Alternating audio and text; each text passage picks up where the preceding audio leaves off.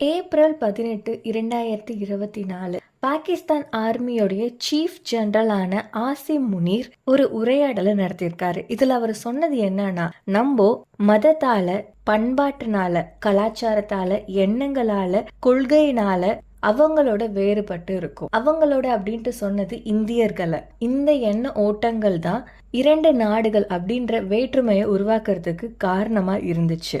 அதுலயும் அவர் முக்கியமா சொன்னது என்னன்னா, இந்தியர்களும் பாகிஸ்தானியர்களும் வேறு வேறு, அவங்க என்னைக்கும் ஒன்று கிடையாது அப்படின்ட்டு அவர் சொல்லியிருக்காரு. அதையும் தாண்டி பாகிஸ்தானியர்கள் இந்தியர்களை விட தலை சிறந்தவர்கள் அப்படின்ட்டு அவரு உரையாடி இருக்காரு. முக்கியமா அவர் சொன்ன ஒரு விஷயம், பாகிஸ்தான்ல உள்ள ஒவ்வொரு குழந்தைகளுக்கும் பாகிஸ்தானுடைய கதையை சொல்லியே ஆகணும் அப்படின்ட்டு அவர் சொன்னாரு.